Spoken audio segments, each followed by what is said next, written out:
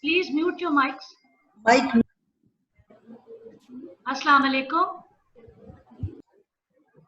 Walaikum salam. Assalamu alaikum. On behalf of Society of Obstetricians and Gynecologists of Pakistan, I welcome you all on this academic activity through a Zoom meeting, a webinar for assisted vaginal birth.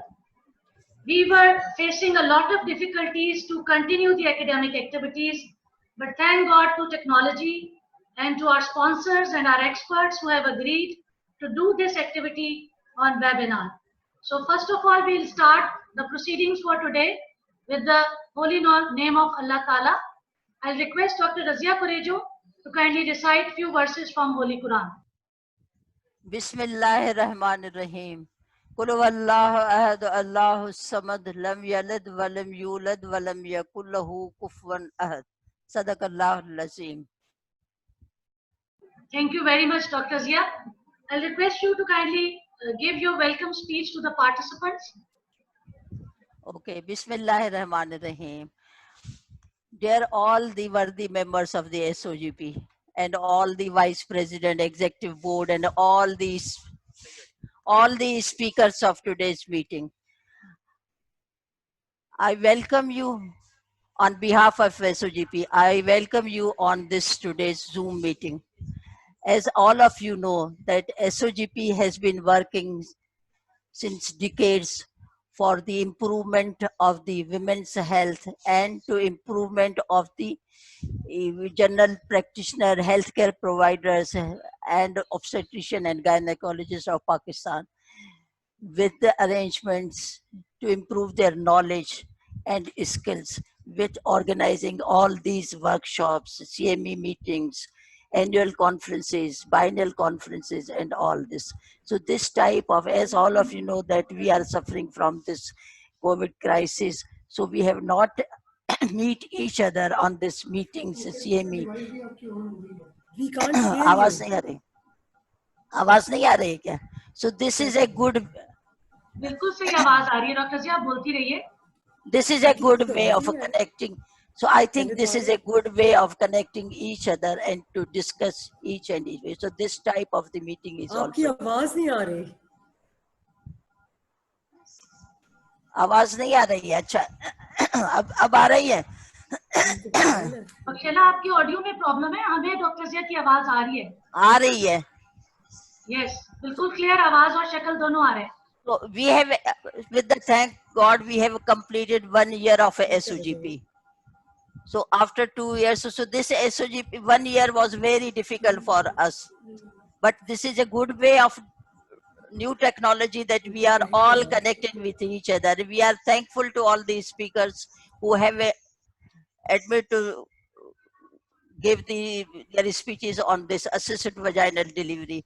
So we are going to, there are few things which I want to say this regarding the SOGP. We have made the academic board for this, and this for the academic board we have all the worthy members of the SOGP are included in this academic board, and we have decided to give the training and the teaching workshops for all these members. And for this we have made the maternal and perinatal mortality forms. We have sent all these to all the members and all the executive board and the academic board and all the chairpersons to please fill those forms and send to the secretariat. Second thing, we are suffering from as all of you know, that we are suffering, whole of the nation is suffering from the COVID crisis.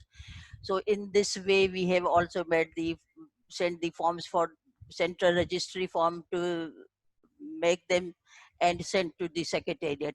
Third thing is this, that we are all doctors are suffering from the security problems. Every time gynecologist labour room में लोग घुस कर आ जाते हैं, मार पिटाई कर देते हैं, लोगों की आ जाते हैं, या यंग डॉक्टर्स को आकर थ्रेट करते हैं. So all this threats, Covid का अलग थ्रेट है, तो पॉलिटिशियन का, लॉयर्स का, तो पेशेंट्स का अलग से थ्रेट है. So to avoid this threats, so we have decided to collaborate with the other societies such as a PMA है, Pediatric Association है, और Society of Physicians, Society of Ultrasound, all those societies of surgeons, सबके साथ मिलके collaborating partner बना के एक we have to write down the letter to the government officials such as a Prime Minister, Chief Minister, Ministry of Interior, सबको लिखे ताकि they have provide us the security. और खास करके हमारे जो गायनी वार्ड लेबर रूम में जो आ जाते हैं लोग मार कुटाई करने के लिए, फीमेल यंग लेडी डॉक्टर्स जो कि हमारी हाउस सर्जन हैं उनके आ जाते हैं, तो इसकी वजह से we are very in difficult crisis. इसके लिए हम ये कर रहे हैं, कोशिश कर रहे हैं कि इन सबको हमें सिक्योरिटी प्रोवाइड करें. दूसरा ये है कि कोविड की सिचुएशन के लिए एकेडमिक बोर्ड की उसके हमने एक गाइडलाइंस एसओजीपी ने बना दी है जो कि हमारे वेबसाइट पे है, और हम अब चाहते हैं कि एक न्यूज लेटर बनाए, special newsletter for the COVID situation, जिसके लिए मैं सब मेंबर से, सब ऑफिशियल पेयर से सबसे रिक्वेस्ट की है कि कुछ ना कुछ लिख के सेक्रेटेरिएट भेजो ताकि हमें एक पूरा न्यूज व्यूज में छापे. एक स्पेशल बुलेटिन होना चाहिए regarding the covid in pregnancy और reproductive health. So these are our future activities we have planned. अब हमारी जो सोसाइटी की जो हमारी एनुअल बाइनियल कॉन्फ्रेंस थे विच वी हैव पोस्टपोन्ड, इसलिए कि इस वजह से, but we will going to continue this type of the activities. And I am thankful to the हमारी जो Halima Yasmin, I am very grateful and I am very thankful to Halima for the continuation of this type of these meetings. And Huma Kudusi, Shaila and Naila, I am also very grateful for you to continue this type of academic activities. Now I will involve this is my suggestion that I will involve all the chairpersons of the local chapters. So I will call the meeting inshallah next month, and then we will have a meeting with all the chairpersons of the local chapters. So in this way we can discuss the problems, and we can also go on activities like these Zoom activities and Zoom meetings with those chairpersons. So this is all which we are going to continue. Again, I am very thankful to the Sami Pharmaceutical Company who have arranged this type of the meeting. So I think we have to arrange this type of meeting in a whole as a IT department, because I think this COVID-19 has changed all the situation. So we have to meet each other with these type of the Zoom meetings. So okay, that's all. I think all the worthy members. My request is all of you that please stay friendly with each other. SOGP is yours. SOGP is not only executive members. SOGP is all the worthy members who are SOGP is yours. So please stay friendly, do the activities, and more the SOGP, more dynamics. Thank you very much. Thank you so much, Dr. Zia. I'm really grateful to your good self for bringing in all the things together in few words. And we are really grateful to our executive board, our academic board for bringing in these guidelines, and especially to the panel of experts for today who have taken out time in this difficult situation for this academic activity of enhancing the skills, keeping COVID situation in mind. So my first presenter for today is Professor Huma Kudusi. Doctor will talk about the state of childbirth, indications, and steps. Over to Huma Kudusi.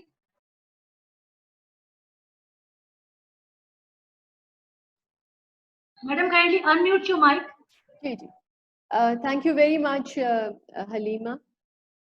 Before I start my presentation, I would like to thank the President, SOGP, Professor Rizia Gurejo, and Professor Halima for arranging this academic activity in these difficult times. I think this is a much needed activity to keep up with the academic goals of the society. I'll be talking briefly about assisted vaginal birth, which is something that has really not being practiced too much in this part of the world, and probably this has led to loss of skills in this particular field. Can I have the first slide, please? Okay, so assisted vaginal birth is a vaginal delivery of a baby which is performed with the help of forceps or a vacuum device, and it is sometimes also called as an operative vaginal delivery. Next. If you look at the prevalence of assisted vaginal birth, there's a great variation across the globe. And in the developed world, it stays at a constant rate of around 10 to 15%. But in the underdeveloped world, where there is now an epidemic of cesarean sections, this probably is now considered as a lost skill. And very few, operators and healthcare providers are skilled enough to carry out an assisted vaginal birth, which is, I believe, a tragedy in obstetrics. Next. So again, just to have an idea about the global prevalence, that it has a lower prevalence in the low and the middle income countries, where it is still highly practiced in the developed world. Next. Now, when we consider a woman for an assisted vaginal birth, it is extremely important to have a very good clinical judgment of the situation.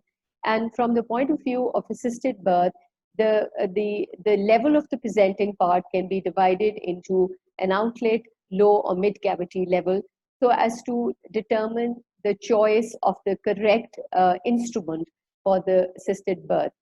So at the outlet, we mean that the fetal head has reached the perineum and the scalp is visible without separating the labia, and the rotation of the head is something less than 45 degrees.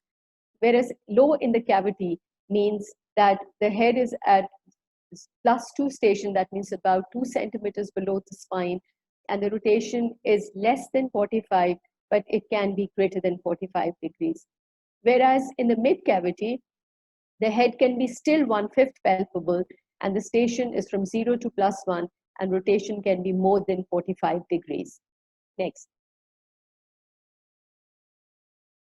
Now, if you look at the indications, broadly speaking, there are no absolute indications for an assisted vaginal birth.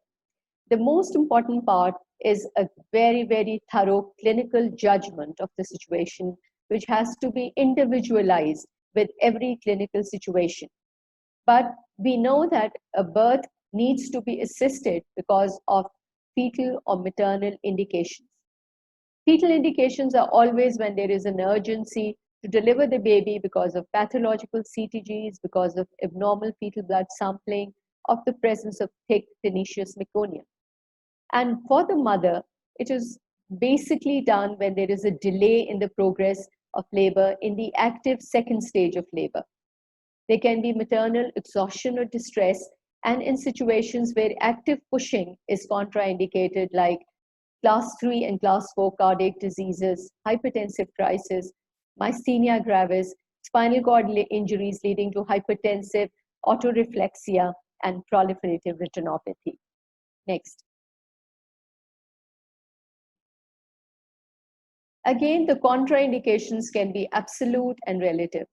Now, absolute contraindications are all those contraindications where we do not anticipate a vaginal birth. For example, if the cervix is not dilated, if the fetal position is not known, the head is unengaged, if it's a malpresentation, if there's a disproportion, and the most important again is that the operator is inexperienced and does not have the necessary knowledge and skills. And for the ventouse delivery specifically, it should be avoided at a gestational age of less than 32 weeks and should be used with great caution between 32 and 36 weeks. There may be some situations where there can be a relative contraindication. For example, if the fetus has bleeding disorders like autoimmune thrombocytopenia, where there are risks of fractures, or in the presence of maternal viral infections which can be transmitted to the baby. Next. Now, the safety criteria for assisted vaginal birth is the most important, because recently it has been seen that there have been reports of traumatic births which has led to neonatal morbidity and mortality.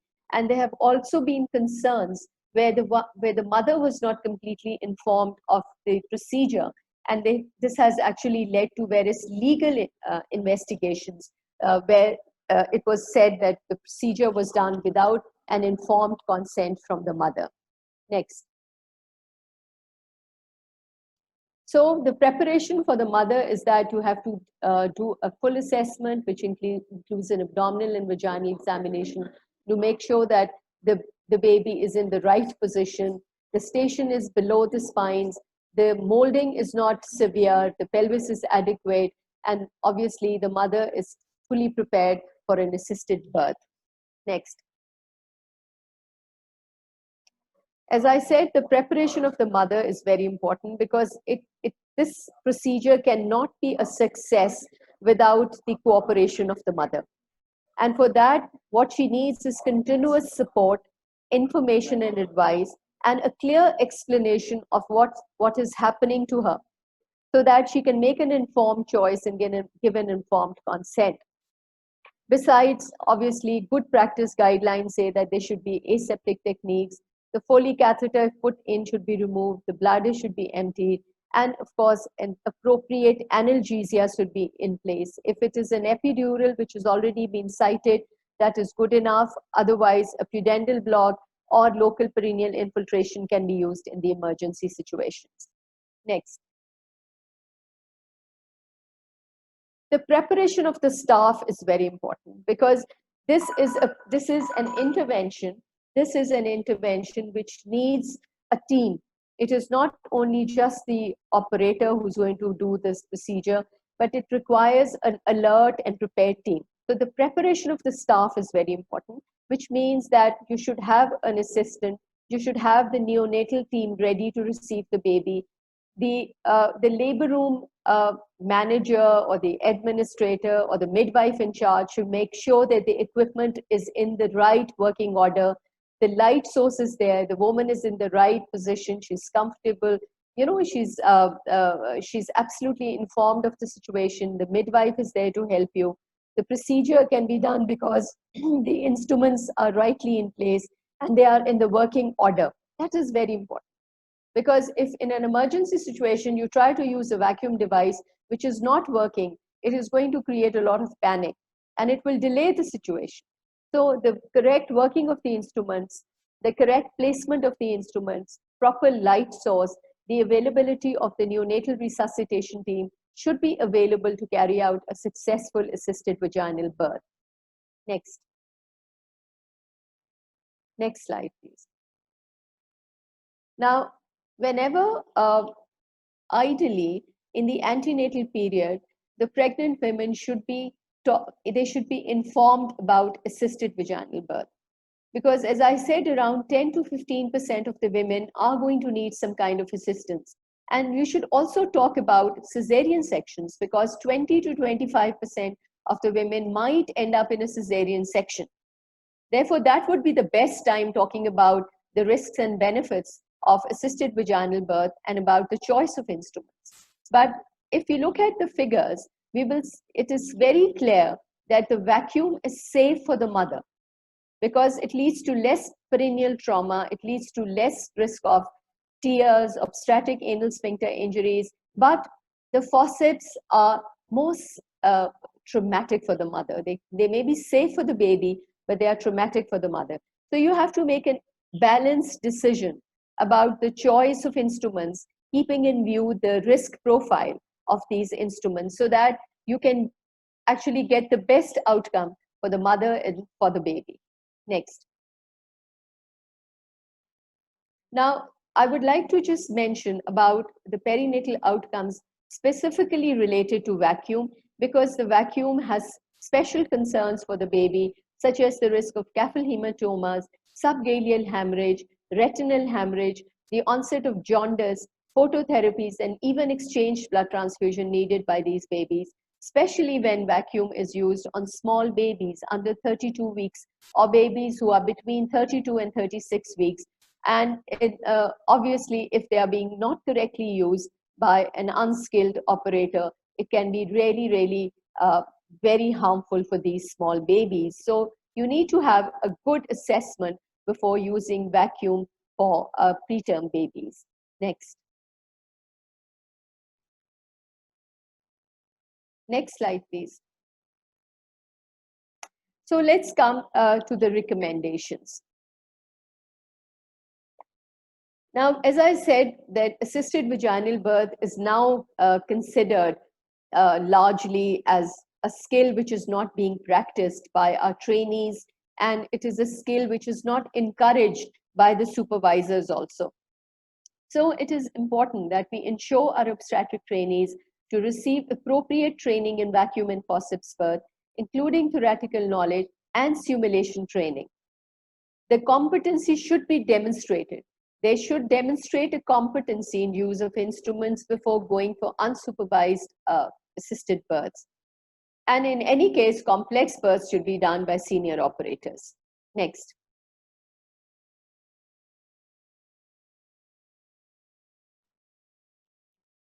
As I said, that every assisted vaginal birth is an intervention.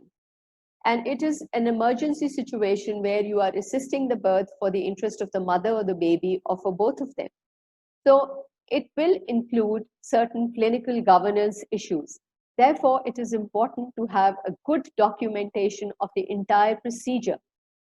And the safety of the baby has to be ensured again, because it could be a legal point, because if it leads to a traumatic birth and leads to long-term disadvantage or harms to the baby, the obstetrician and the team needs to be answerable.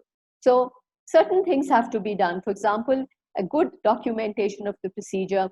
Paired cord blood samples have to be taken for the blood gas analysis to make sure that the baby was not hypoxic at the time of birth.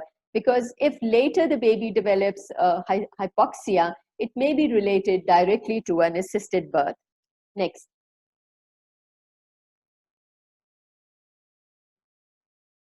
Next, please. Any adverse outcome related to an assisted birth for the mother or for the baby needs to be, it has to be documented in an incident report. That is very important from the point of view of risk management, so that all the assisted births can be audited. This is very important because we need to improve the quality of care for our women. We need to improve the quality of care for our neonates. And this is only possible with regular audits. So all the good or bad that has been done in an assisted birth needs to be clearly documented. It may trigger an incident report, which has to be done in the risk management, so as to go to a root cause analysis and to determine what has to be done to improve our services and to do regular audits. Next, please. So thank you very much for your patient listening. I would be very glad to answer any questions from the audience. Thank you very much, Dr. Huma, and thank you for bringing in that it's not only the issues we should be well versed about. It is the appropriate steps, appropriate training, adequate competency level, and audit, which makes time really beneficial to reduce things and to help women and their newborns. We will see if there are any questions on the Facebook pertaining to your section, then I'll refer to you. My next speaker is Professor Naila Ehsan from Quetta. She is Vice President of Balochistan. Thank you very much. Naila would be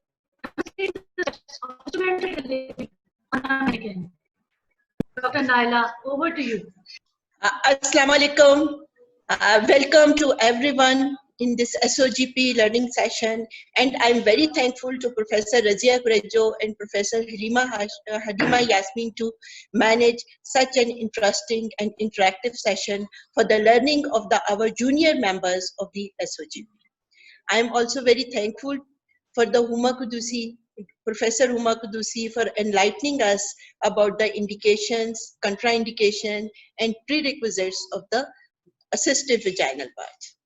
As all of you know, that labor is a dynamic process, and during second stage of labor, sometimes electively or in emergency situation, we have to assist a mother to expedite the delivery for the safety of baby as well as of the mother.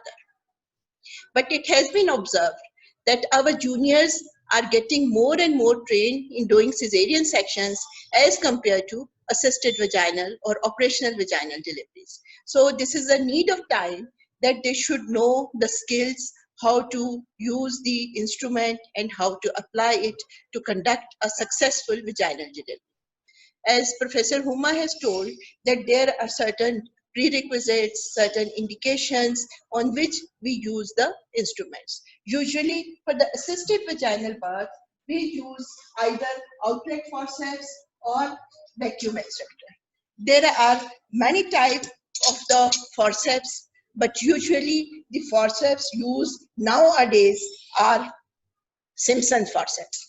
And remember that the forceps are never applied on a head which is above the level of +1 or 0 station.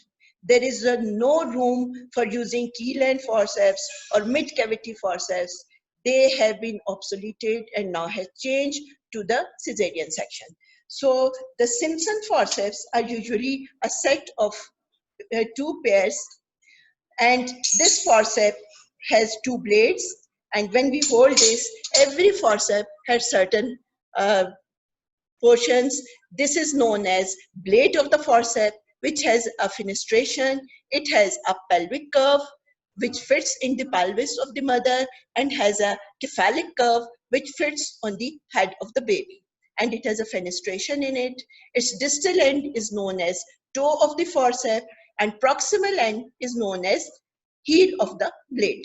Then this blade is connected to the next portion by a small structure which is known as shank of the forceps.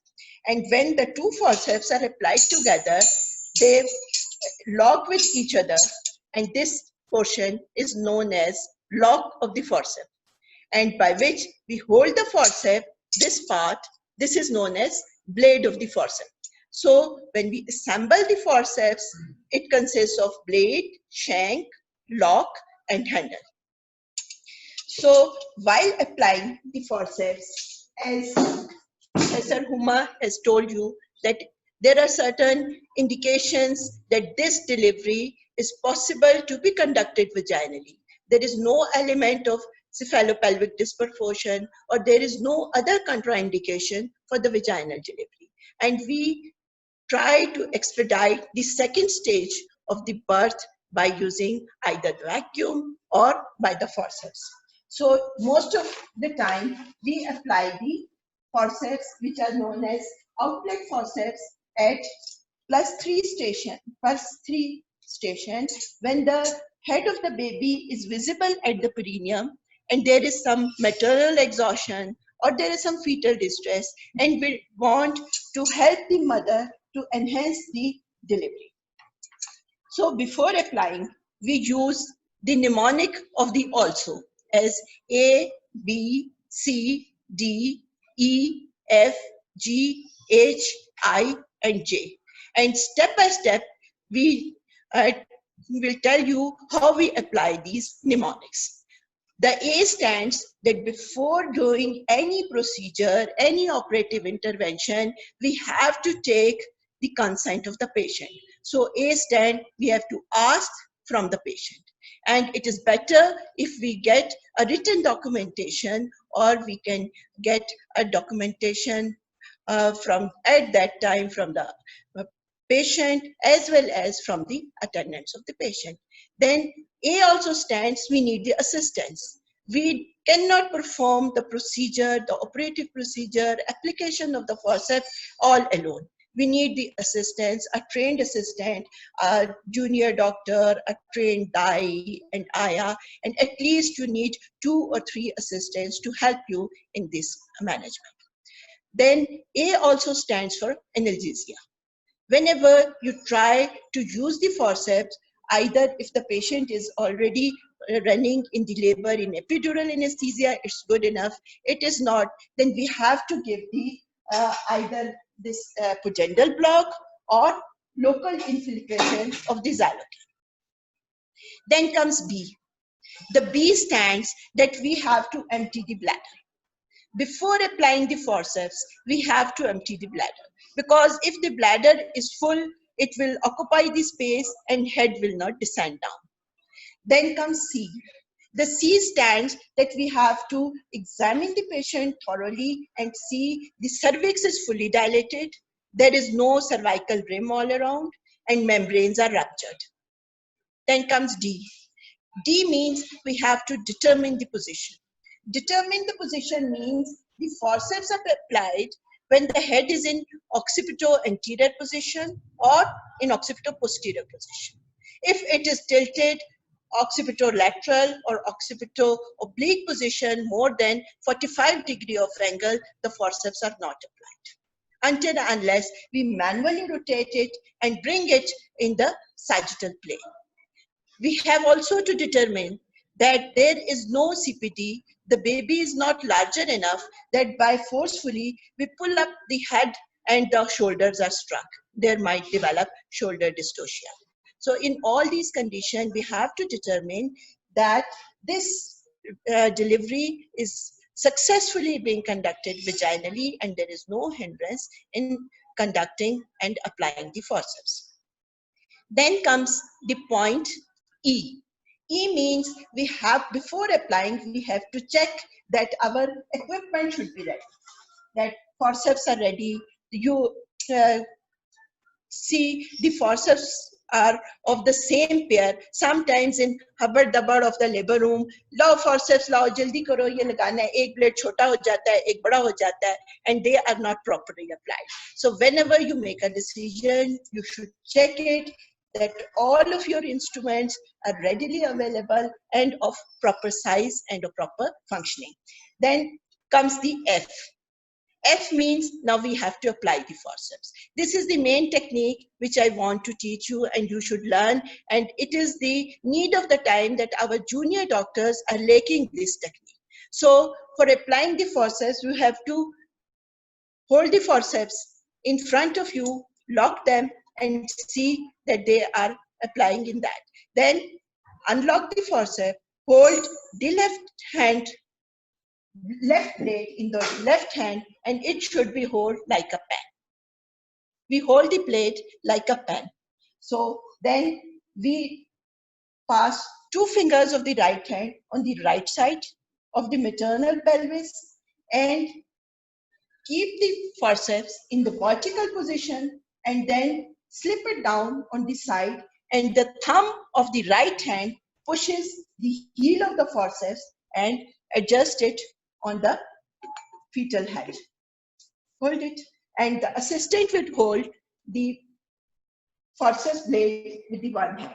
And similarly, we will apply the second blade, holding just like a pen in the vertical position, passing the 2 fingers on the maternal pelvis and guiding so that the forceps will not damage the maternal pelvis. If the head is in a proper position, they will lock easily. If they are not getting locked or they are slipping over, it means the direction of the fetal head is not proper or you are not using the right technique of the forceps. So if after application, you see the sagittal sutures should be in between, in the middle line of the both forceps. The blade of the forceps is having 1 centimeter below the posterior fontanelle, and the forceps is admitting only 1 finger in its fenestration. If it is admitting more space, it means the forceps is not applied at the proper malar eminence, and it will compress the facial nerve, and later on baby will develop the facial palsy. So after applying the forceps, if you feel the maternal pelvis needs some lubrication, you can apply some lubricant to the forceps blades. Or otherwise, if the membranes are recently ruptured, the pelvis is already lubricated, there is no need of extra lubrication. After applying the forceps, we do the traction, which is G. G means gentle traction. For gentle traction, the place, hold the forceps from the left hand and the right hand is placed on the top of the lock.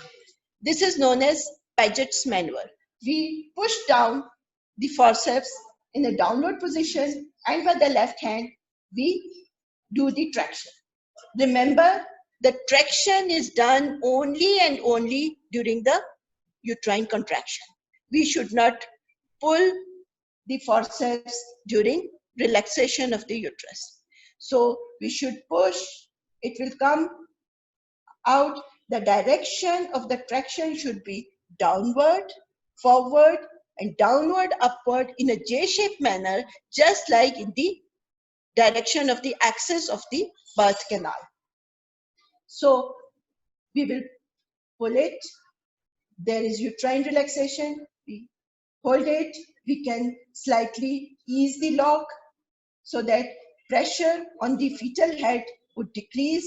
And then again maternal contraction has come. Lock the forceps and again pull it downward and forward. Now the head is coming and now we have to pull it upward and forward. Now the jaw is visible. When the jaw is visible, it's J. Before that jaw, if you feel that the space of the perineum is less and there is likely to have a tear on the perineum, you can give an episiotomy incision. If it is multigravida and the perineum is wide enough, there may be no need of using the incision. So the I is incision, and for the J is when the jaw is visible, you remove the forceps and bring the baby and conduct the rest of the delivery of the baby in the same manner as we conduct the delivery otherwise. So I again repeat it, the mnemonics to be remembered according to the also method and according to the method adopted by SOGP is A, B, C, D, E, F, G, H, I, and J. If you remember it like that stepwise, you will never forget any step and the delivery would be conducted smoothly. The second instrument which is used to conduct the delivery is the vacuum extractor. Sometimes, as Professor Huma has told, there is need to apply the vacuum because it is less traumatic to the mother.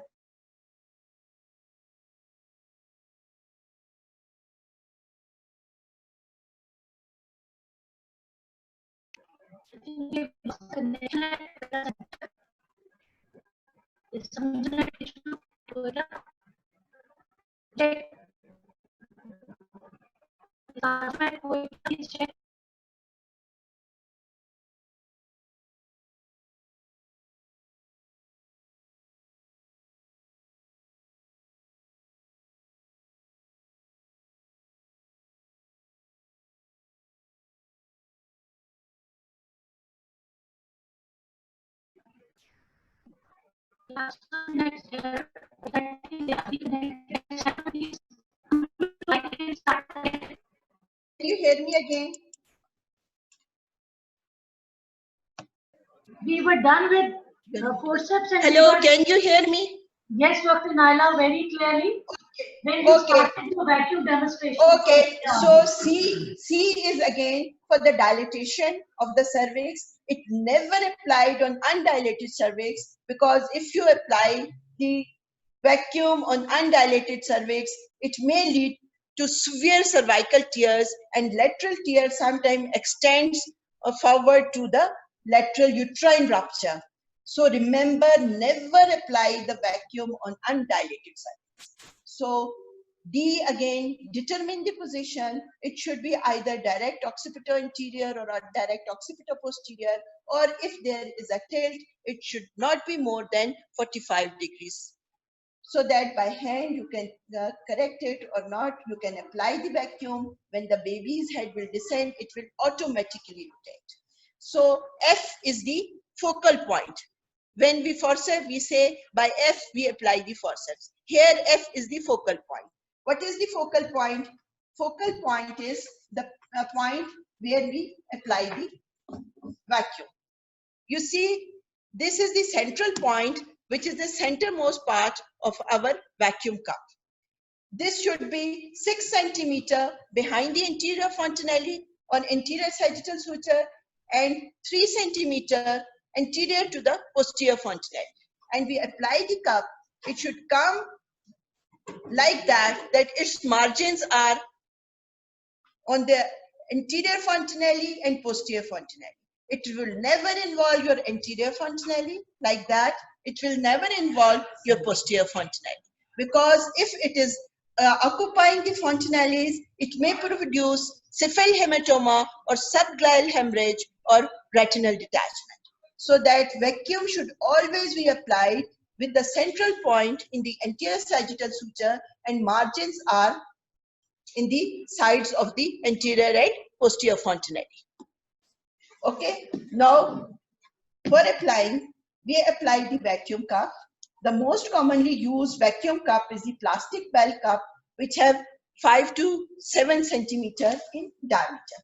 And now we apply the vacuum cup, generate a pressure.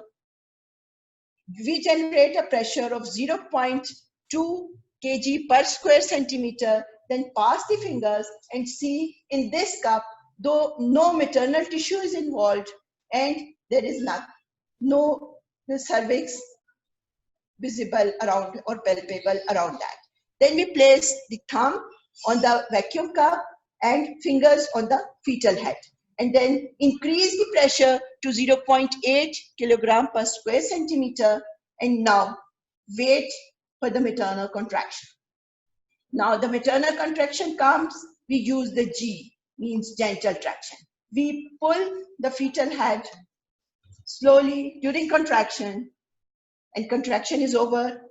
We release the vacuum, not totally release, but little bit, again 0.2 centimeter, and then wait for the next contraction to come. And then contraction, again raise the vacuum and then pull. Now pull. The pull is always in a vertical direction. It should not be rotating like this manner, or we rotate the vacuum cup, because it will avulse the scalp skin.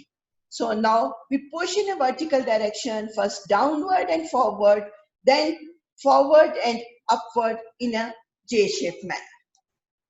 And if we feel the perineum is expanding, we can give the incision. If the perineum is spacious, there is no need of giving the incision. Now the jaw of the baby is visible. We release the vacuum, we dislodge the cup, clean the mouth of the baby and air passages, and conduct the delivery of the baby normally as we conduct in other procedures.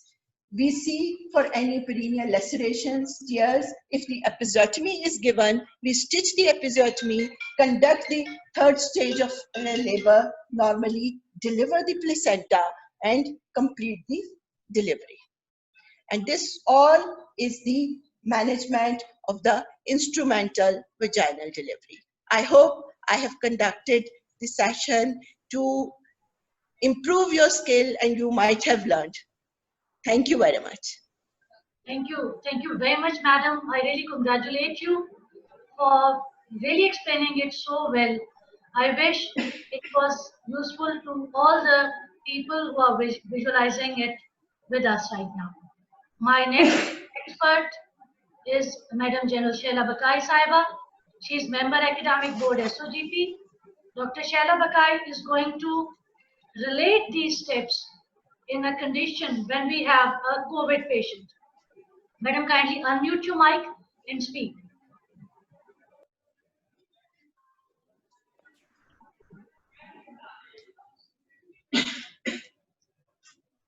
Madam, kindly unmute your mic.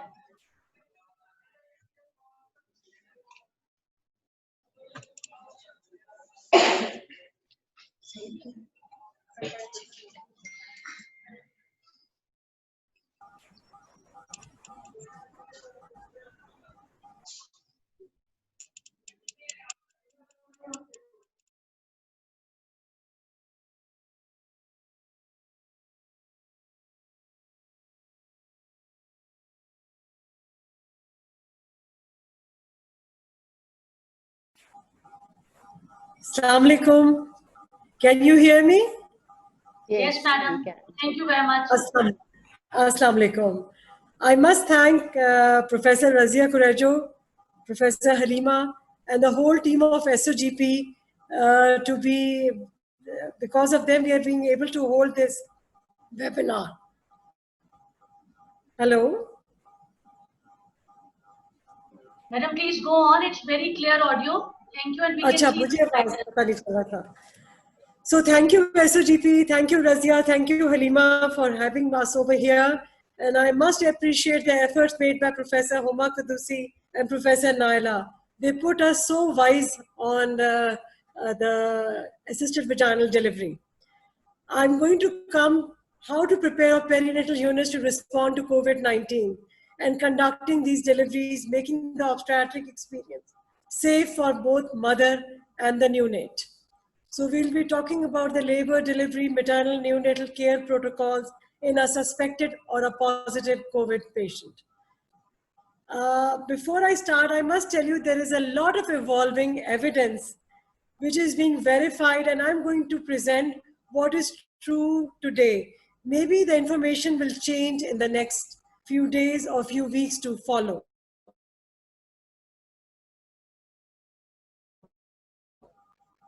So we all know that COVID-19 is an infectious disease caused by a new strain of coronavirus, the SARS-CoV-2. And it all began in Wuhan, the Hubei province of China. But now 70 confirmed cases. This I checked about a day ago, but the number is ever increasing.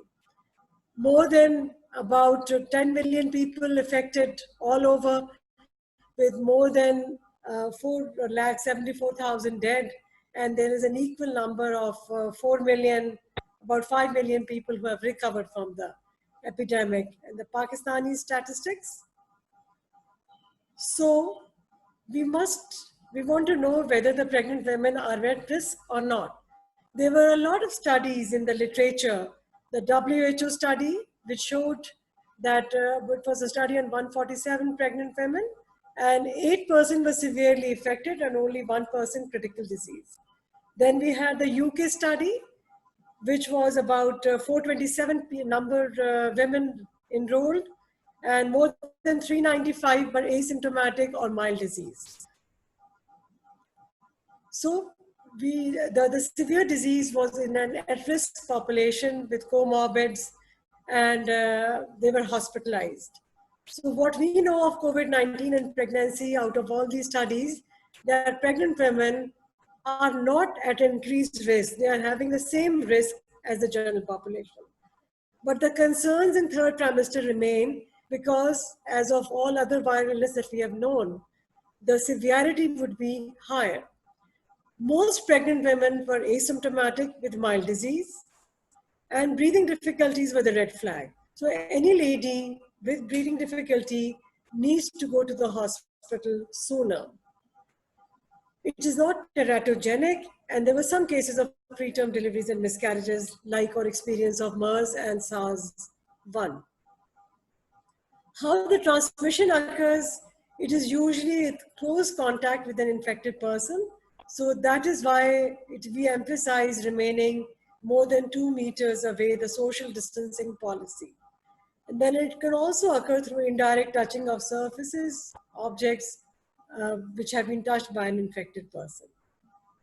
There was a lot of literature concerning vertical transmission.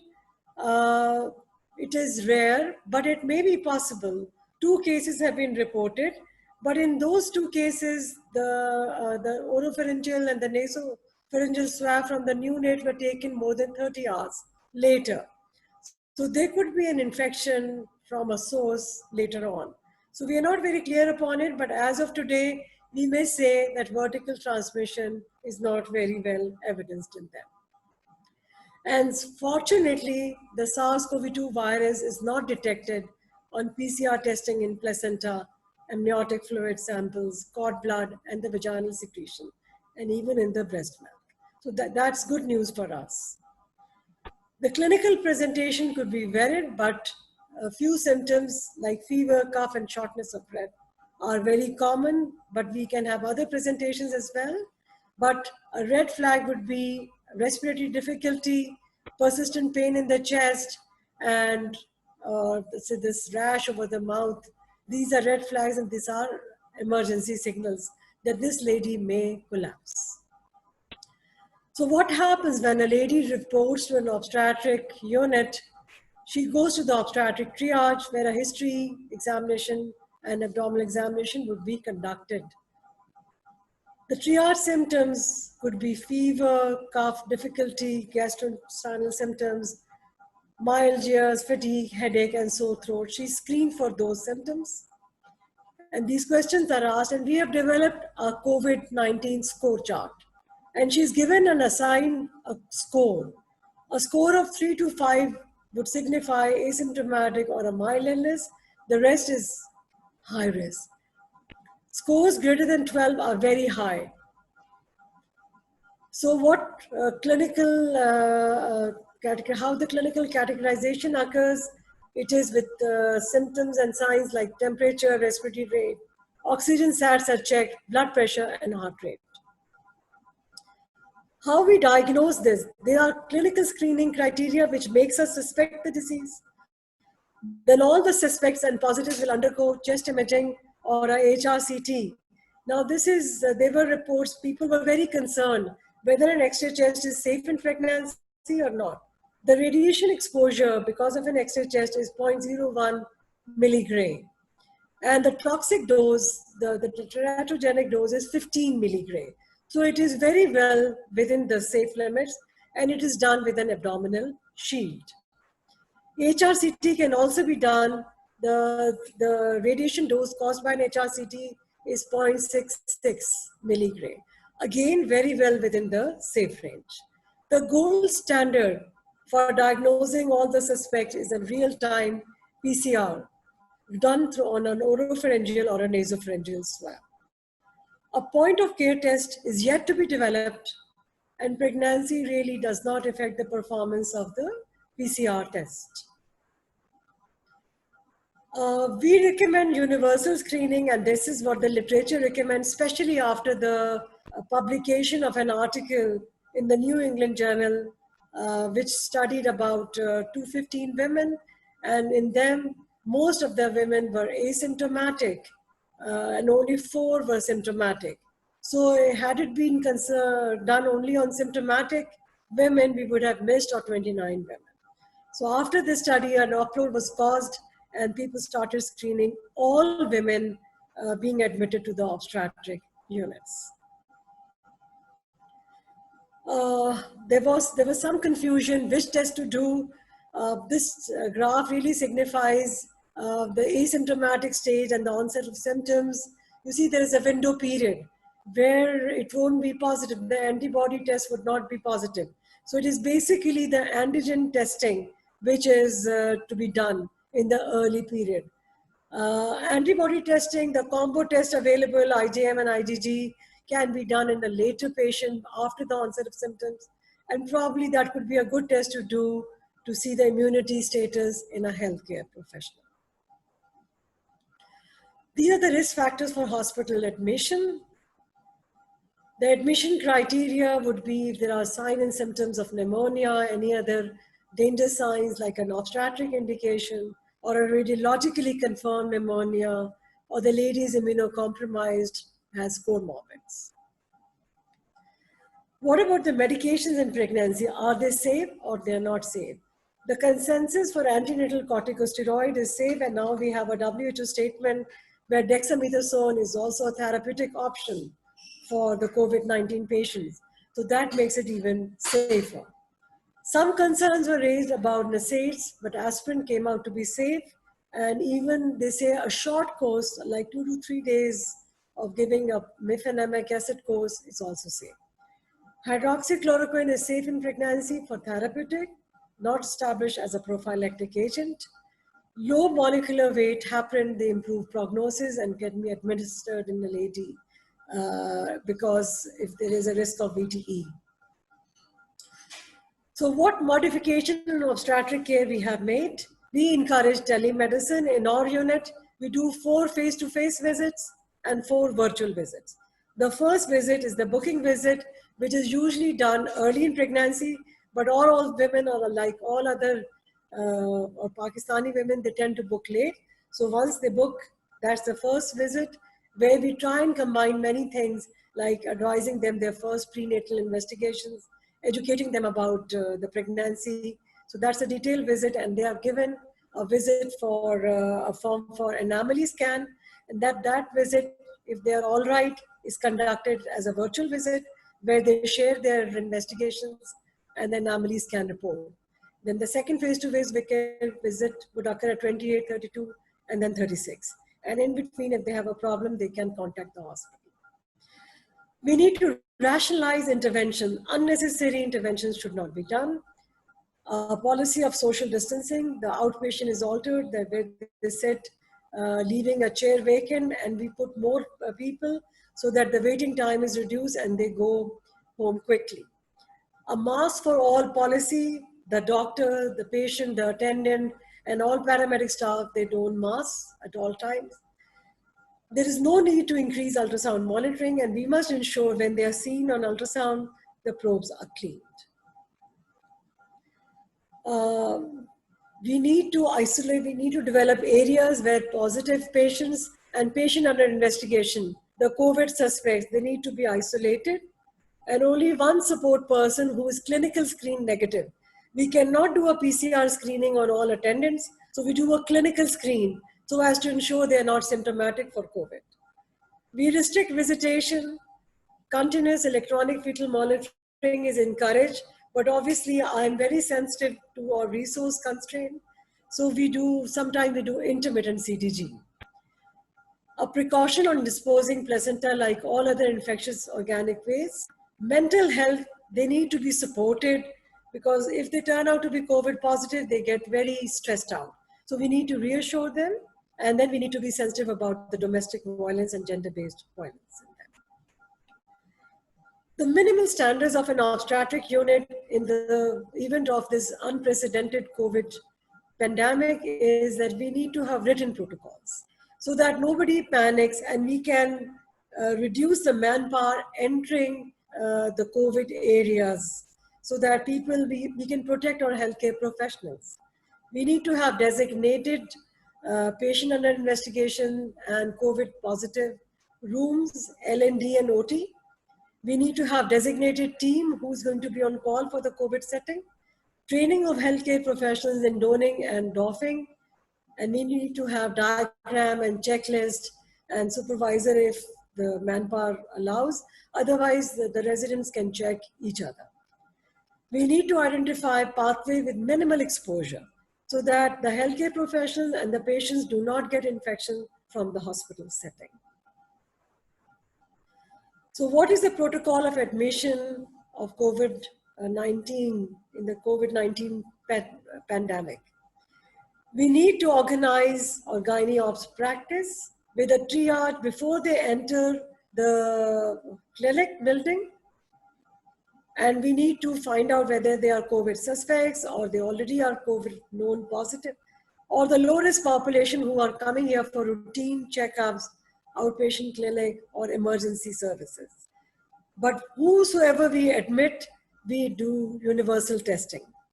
If the test has not been done before in the antenatal period, they go to a patient under investigation side, and our turnout time for the real-time PCR is about 12 to 24 hours. And then the high-risk population who are the COVID positive, they go to the dedicated COVID unit. Their labor room is separate, their OT is separate, and they undergo ultrasound and chest X-ray, HRCT if indicated, and certain lab tests are done.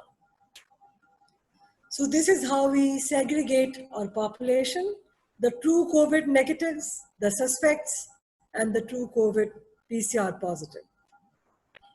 And this is how we divide them. The true negatives would go to the normal labor area. The COVID-19 positive cases and the suspects are treated with the level 2, at least level 2 PPE in separate COVID areas. Chest imaging helps us assess extent of COVID-19 pneumonia and triaging of patients. So these are the patients we get. Asymptomatic patients, the mild patients, patients with moderate or with severe disease who have the danger signs. This is how we screen and clinically categorize. We have these treatment escalation protocols, which we assign with every COVID positive patients, and then they are printed in order to provide ease for treatment. These are the investigations for all COVID positive patients. And this is the management algorithm. And I thank the SOGP that this is the evolving document adapted from the ACOG 2020. So this is very important. We need to develop a culture of PPE and a mask for all policy. We encourage this, we post pictorial signs so that all patients, attendants, doctors and staff who enter the facility are having these 3 layered, at least the basic need is of a surgical mask. If you have an N95, that is preferable, but otherwise a simple mask can do. So all medical staff train in proper donning and doffing of personal protective equipment. And these are the different levels, the standard PPE, which we use in the outpatient, low prevalence area, and we can have this reusable water resistant gown, a mask, eye protection, a hairnet, and shoe covers. And we can add a visor to it when we go, and the leg covers when they go into the procedural areas, and enhanced PPE for known COVID positive patients. We do not have negative pressure rooms. We encourage all health professionals not to wear jewelry, watches, dupatta, and scarves. This is a minimal PPE requirement. We post signs and we show diagrams and we show the checklist, how to don. So visual guide to safe PPE, and people will help each other and check. The person who is helping them don can also check, and you can use a closed loop communication that this first step has been followed, and this is how we can sort of minimize infections. So hand hygiene is always first, masks are the first barrier, then eye protection, and gowning is next. So we should have these things available all the time. And then comes doffing after the delivery has been conducted or a procedure or a patient around has been made in the COVID positive area. Most of the infections which occur are in the doffing area. So we need to be knowing very well how to do it. So this is very important, that once they are taking off the gown, how they do it, how they roll it into a ball and then dispose it of properly in a covered garbage bin. Then the gloves, how do they, see, this is how they are disposed of. A technique of rolling them into each other is used. First, the left hand glove is taken off and it is held by the right hand gloved hand, and then the right hand glove is taken off and both of them are intermingled and then they go into the bin. It is very important to teach them how to doff. So labor and birth during this COVID-19 pandemic, whenever a patient goes into labor, the following people are involved: the consultant obstetrician, the COVID-19 team anesthetist, the midwife in charge, and the consultant neonatologist and the neonatal nurse in charge. So how we proceed in it? We minimize the number of staff members in the room. So the COVID-19 team has trained personnel in them. There is no room for a year 1 or a year 2 in charge in it. We need to have at least year 3 or year 4 resident with 1 consultant assistant professor. And again, ensure mask for all policy, essential trained personnel for emergency scenarios like PPH, shoulder dystocia, AVD. The standard hourly maternal observations and assessments are made. Hourly oxygen saturation is checked. Oxygen, if has to be administered, is done via face mask. We do not use nasal prong, and the aim is to keep oxygen sats greater than 94%. Continuous CTG if the resources permit, or at least an intermittent CTG is done. Mode of birth is not influenced by COVID-19 positivity. The aim is to have a vaginal delivery unless there is an obstetric indication or the patient's condition is such, like the respiratory condition demands urgent delivery. The second stage of labor can be shortened by an elective assisted vaginal delivery in a symptomatic patient. We follow the same routine as demonstrated by Professor Huma Qudusi and Professor Naila Hassan. Delaying cord clamping is recommended unless there is a suspicion that there is going to be, the baby is compromised. Supportive treatment, pulse oximetry, maintaining SATs above 95%, restricting IV fluids. Endonox had been a source of controversy with the RCOG recommending it and some people saying that there is some aerosolization. So if you can use a separate administering equipment with it, then Endonox can be used safely. Labor and birth, now in order to limit PPH, we need to follow antenatal building up of hemoglobin, the active management of third stage of labor, and we may consider prophylactic tranexamic acid and buccal administration of misoprostol. How do we prepare our maternity units? We need to have isolated maternity units with one-way passage. We don't enter or exit through the same passageway.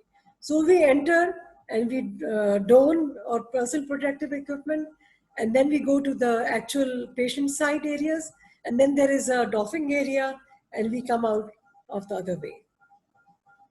Availability of standard PPE need to be ensured, sterilized equipment, separate labor room for suspected and positive cases, and then we have developed shielded labor rooms to minimize aerosol generation.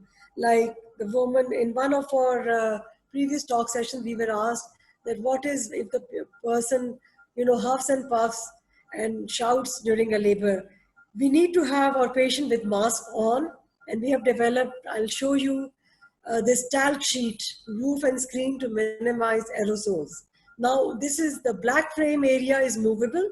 So only the vaginal end, the perineal end is available for the accoucher to conduct delivery. This is widely accepted by the patient and by the accoucher. And this modification really ensures that no aerosol goes to the healthcare professional. Another view of the same setting. And this is how it looks from the patient setting. See the patient masked, gowned, and then under the talc roof. So one attendant can be allowed, and this is a clinical screen negative attendant support person with the patient. No visitation. And how we make the decision for mode of delivery. This is what we have already talked about. But maternal stabilization is to be done before any intervention in a COVID positive patient. So the goal of assisted vaginal delivery is to mimic a spontaneous vaginal delivery and expediting that delivery with minimum maternal and neonatal morbidity.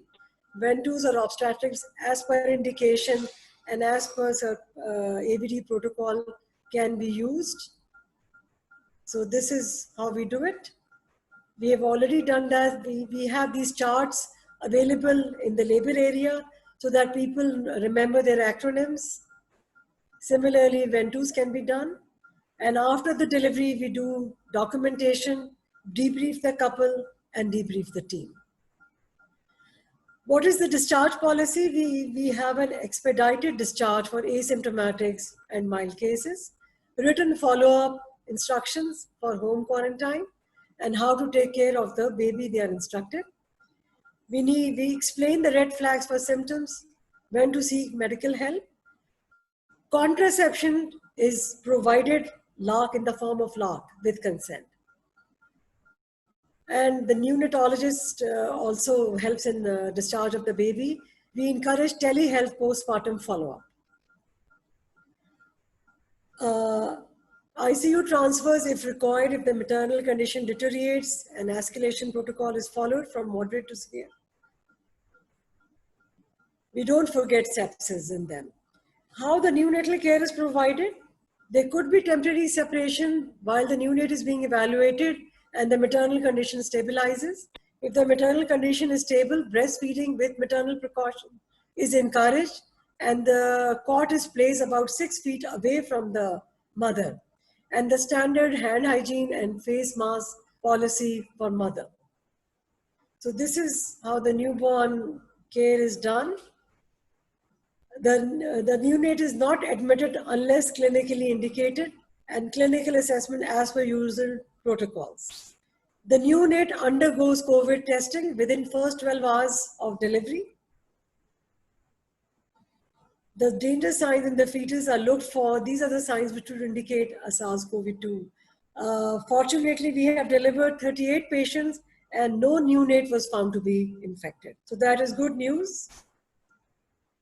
This is how breastfeeding should take place, because breastfeeding gives us advantage, strengthens the neonatal immune system, and it has not been detected, the SARS-CoV-2 has not been detected in the breast milk.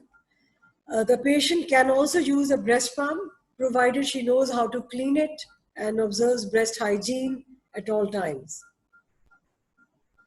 So breastfeeding, hand washing before touching the baby, breast pump or bottle, and we have asked the patient to avoid coughing or sneezing on the baby.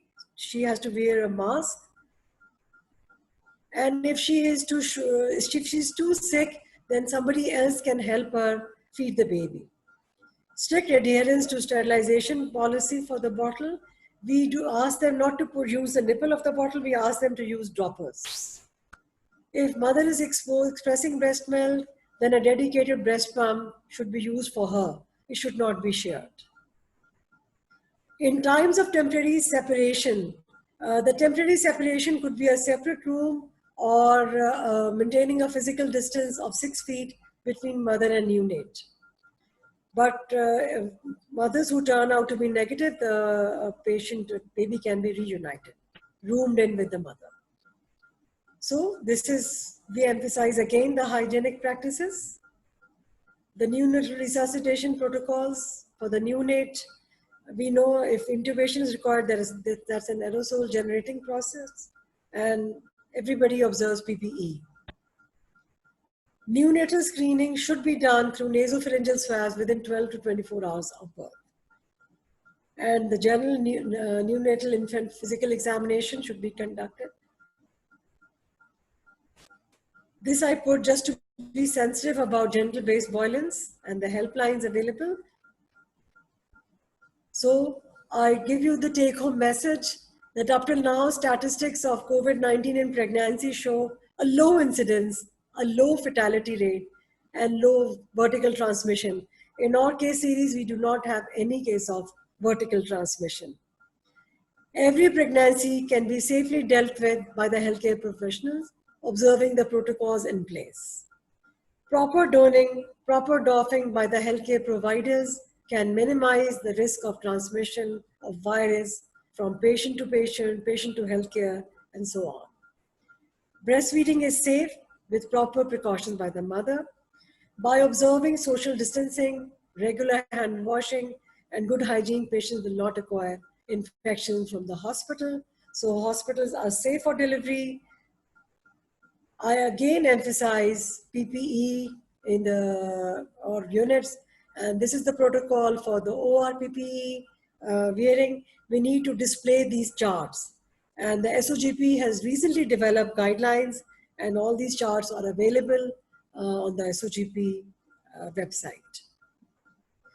This is the pregnancy registry Dr. Razia just talked about, the reporting form, the CRF. This is also available on SOGP, and I believe Halima Yasmin is going to talk about it. We need to fill this and send it to the SOGP for developing our COVID-19 registry, pregnancy registry. So these are the references used in making this presentation. So I end by saying, as we work to find our new normal, we help each other stay strong and hopeful. I thank you all. I'm ready to answer any questions which you may have in these unprecedented times of COVID-19. Thank you.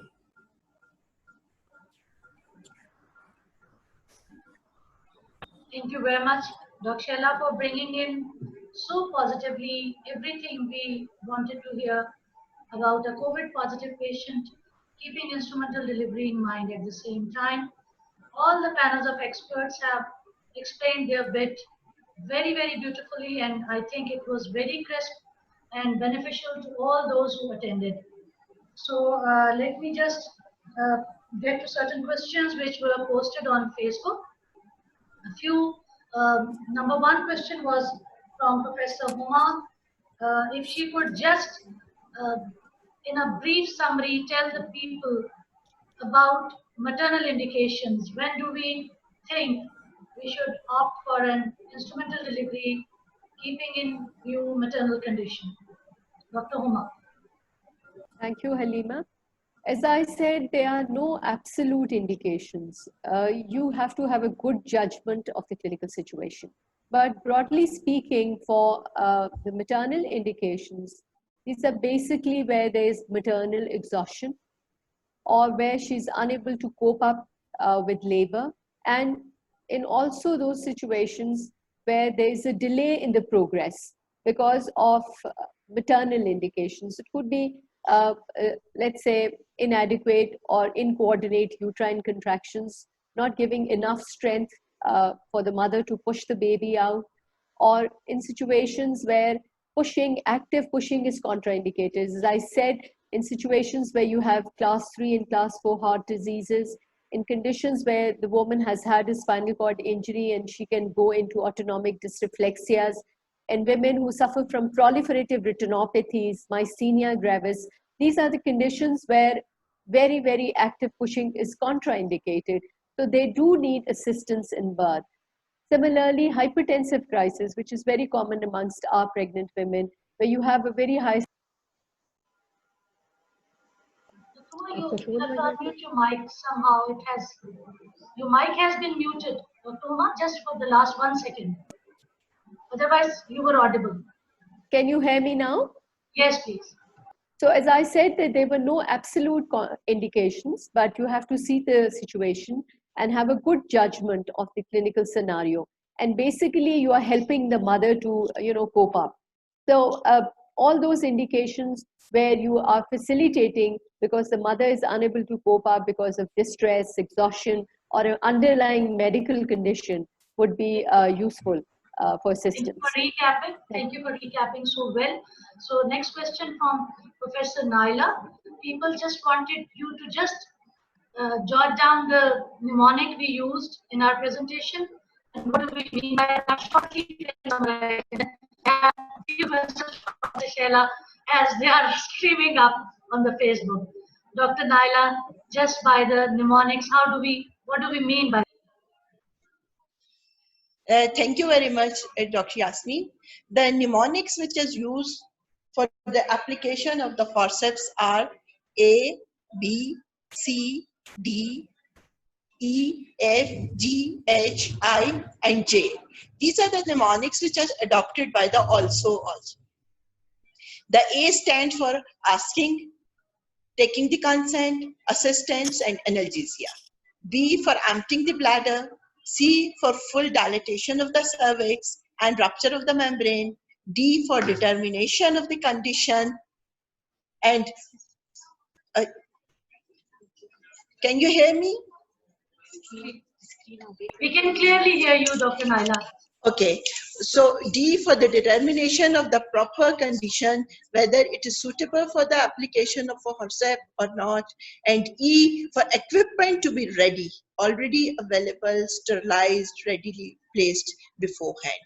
F for the proper application of the forceps, G for the gentle traction, for the proper direction, how we hold the forceps, how we apply the traction in the same direction as of the birth canal direction, vertical to that.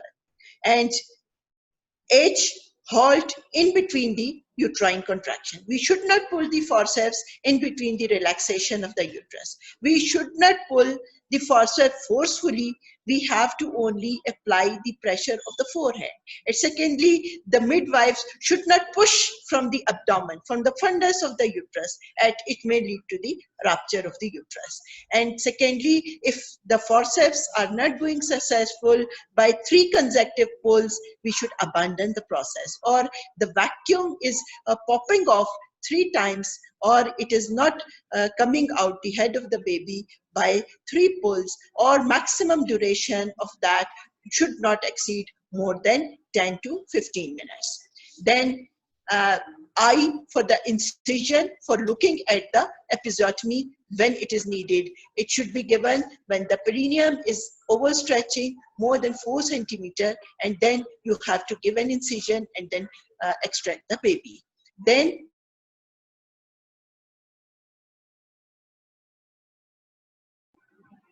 we have lost the connection from the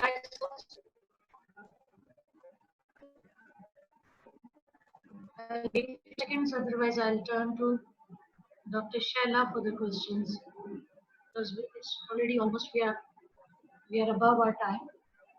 So my next question is from Dr. Shaila Bakai. One of the participants have asked if she was COVID positive, and now her antibodies have been developed. She has got her IgG tested. Can she go back to her practice now, Dr. Shaila? Yes, she can go back to her practice because she's now immune. She's very safe healthcare professional now. So she can readily join the There were a few questions regarding how do we screen. If you can just phrase that part of people are worried and how would they screen their patients. So if you can just tell them shortly, how do we screen? The patients are internet connection is unstable. The patients are screened. I'll let you kindly mute your mic now, because now we have switched the questions to Dr. Shaila. We were running short of time, that's why I'm sorry. So you have to now kindly mute your mic, Dr. Naila. We have switched the questions to Dr. Shaila now. Dr. Shaila, Yes. please carry on. Ji, thank you so much. It's a very pertinent question. You see, before they enter the healthcare facility, for the benefit of patients, so that they can go to the proper triage area, to the proper isolation area, and to protect the healthcare professionals. The patients are taken to a screening counter where their fever is checked and they are asked certain questions about their symptoms, about their travel history, about their contact history. And there are printed questions on it, and the screening person can just tick them, and we can make the junior most specialist or even a midwife sit on that counter, and she can do it very nicely. At the end of the questionnaire, we sort of calculate the COVID clinical score. If the COVID clinical score is more than 5, she undergoes real-time PCR testing if she is symptomatic. If not, then she can, if there are certain symptoms, she can undergo chest X-ray or HRCT. Otherwise, she goes to the COVID positive area for checkup. And whenever she's going to be admitted, if her condition dictates admission, real-time PCR is going to be done, and a chest X-ray with abdominal shield or HRCT, whatever available resources or infrastructure of the facility is, that can be done. But the important thing is we need to isolate patient under investigation, the suspects, and we need to isolate COVID positive. That is going to limit the contact spreading of the viral illness. Thank you very much, madam. I once again congratulate all the experts because the comments which are coming up are very encouraging. They have enjoyed the presentations. Thank you very much to the 3 experts who have really put up a lot of effort to present this in this situation with technology challenges and all that. Thank you again to SOGP President Professor Razia Qurejo for encouraging us to do this all. SOGP office, Shehzad and Rukhsana, for making this a visible thing so that all the members can benefit, and Sami Pharmaceuticals for being our academic partners on this.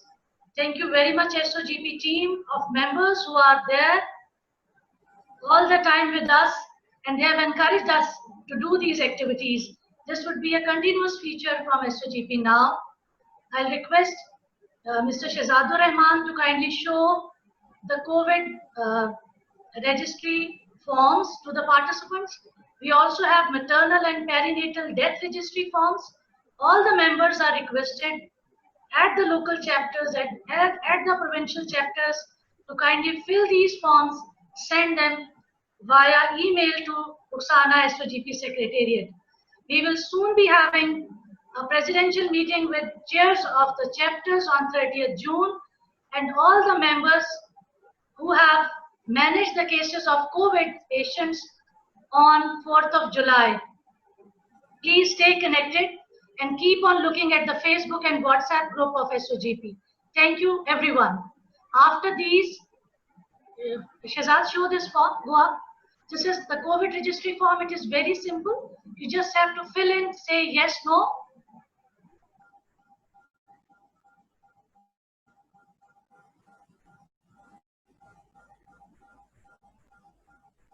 Shehzad, kindly skip this form. This is on the website. Anyone can download, and if needed, Rukhsana can send it to you via email as well. We will send you a PowerPoint template for a standard presentation on 4th July. So all of us present on a standard format on 4th July meeting. And we look forward from all the members who have managed such cases through that format. We also have maternal and perinatal death forms on the website. Please consult them, fill those forms and send to SOGP. All the forms would be anonymous. Any publication, if ever done by SOGP, will acknowledge each and every one who will send these forms and data. And as co-authors, we will include everyone. I am again thankful and congratulate SOGP and the panel of experts for this wonderful activity. Thank you very much. Thank you. Thank you, Professor Razia, Halima, SOGP team, and Sami Pharmaceutical for a wonderful webinar. Thank you so much. We look forward for many more. Thank you very much. Thank you very much, SOGP, Professor Razia, Dr. Halima, for their efforts. You know, we were talking about this a few days earlier, and it looked as if, you know, we were like unable to do this. But thanks to Halima, I must say that she's been this focal point for all these activities, and we hope that these are going to continue in the future till things settle down better. Thank you very much. Thanks again. Thank you very much. Thank you, SOGP and its team. And thank you for all the listeners. You are SOGP team. SOGP is not. Yes, we are the team. And it is very successful session, and we hope we will continue these activities for enlightenment of the knowledge of our junior doctors and our members.